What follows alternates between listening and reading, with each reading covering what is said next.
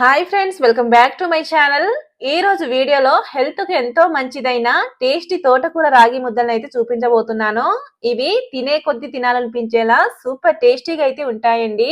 అలాగే చాలా తక్కువ టైంలో బ్రేక్ఫాస్ట్, లంచ్, డిన్నర్ అలా దేంట్లోకైనా చాలా సింపుల్ గా అయితే చేసేయచ్చండి.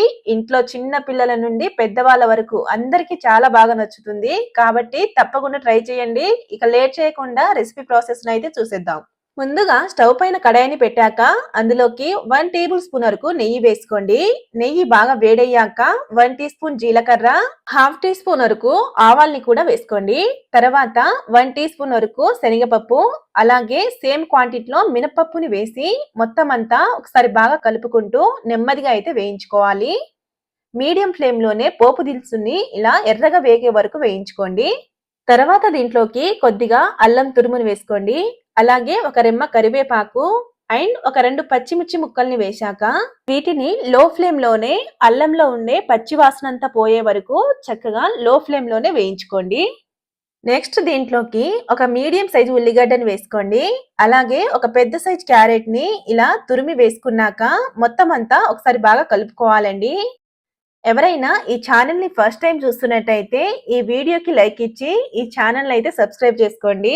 వీటిని ఇలా ఒకసారి బాగా కలిపేసుకున్నాక ఇందులోకి చిన్న చిన్న ముక్కలుగా కట్ చేసుకున్న తోటకూర ఆకులను అయితే వేసేసుకోవాలి. అలాగే కొద్దిగా కొత్తిమీరను వేసి మొత్తం అంతా ఒకసారి ఆయిల్లో కలిసేలా బాగా కలుపుకోండి. ఇక్కడ నేను 1 కప్పు రాగి పిండికి 1 కట్ట ఆకుకూరను అయితే తీసుకున్నానండి. తోటకూర ఆకుల్ని వేసి ఒకసారి బాగా కలుపుకున్నాక లో ఫ్లేమ్ లోనే మూత పెట్టేసి ఒక 2 నిమిషాల పాటు అయితే కుక్ చేసుకోవాలండి.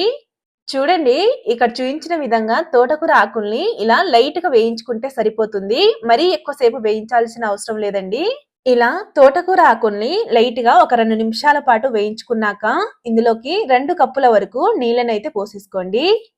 అలాగే రుచికి సరిపడా ఉప్పు వేసి మొత్తం అంతా ఒకసారి బాగా కలుపుకోవాలి. ఇక్కడ నేను 1 కప్పు రాగి పిండికి 2 కప్పుల వరకు నీళ్ళనైతే పోసుకున్నానండి. ఇందులో నీళ్ళను పోసేసాక మూత పెట్టేసి లో ఫ్లేమ్ లోనే నీళ్లు ఇలా మరిగే వరకు బాగా మరిగించుకోవాలండి. నీళ్లు ఇలా మరగడం స్టార్ట్ అయ్యాక ఒకసారి బాగా కలిపేసుకొని ఇందులోకి 1 కప్పు వరకు రాగి పిండిని అయితే వేసుకోండి. రాగి పిండిని వేశాక గరిటతో మొత్తం అంతా కలిసేలా ఒకసారి బాగా కలుపుకోవాలి. ఇందులో వెజిటేబుల్ ని వేసుకున్నాం కాబట్టి ఉండలు కట్టకుండా చక్కగా అయితే కలిసిపోతుందండి. చూడండి, పిండిని ఇలా బాగా ముద్దలా కలుపుకున్నాక స్టవ్ ఆఫ్ చేసి కొంచెం గోరువెచ్చగా అయ్యేంత వరకు అయితే పక్కన పెట్టేయండి. ఇప్పుడు కొంచెం వేడి తగ్గాక చేతి పైన కొద్దిగా నెయ్యి లేదా ఆయిల్ ని రాసుకొని ఇలా కొద్దిగా పిండిని తీసుకొని ఇక్కడ చూపించిన విధంగా అయితే రౌండ్ ముద్దలా అయితే చేసుకోవాలండి. చూడండి, ఇదే విధంగా మిగిలిన వాటిని కూడా చేసుకోండి.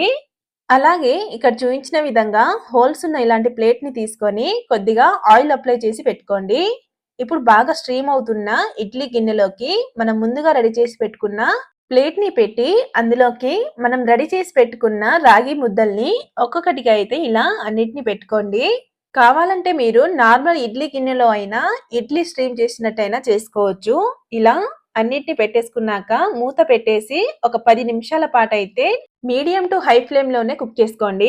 10 నిమిషాల తర్వాత అయితే చూపిస్తున్నానండి. చూడండి, చిట్టి చిట్టి రాగి ముద్దలు అయితే చక్కగా కుక్ అయినాయి. ఇప్పుడు వీటిని తీసి వేడి వేడిగా సర్వ్ చేసేసుకోండి. ఈ రాగి ముద్దలోకి బెస్ట్ కాంబినేషన్ అయిన కారం పొడి, రోటీ పచ్చడి లేదా టమాటో చట్నీతో సర్వ్ చేసేసుకుంటే చాలా టేస్టీగా ఉంటాయండి. అంతేనండి, ఎంతో టేస్టీ అయిన రాగి ముద్దలు అయితే రెడీ అయినట్టే.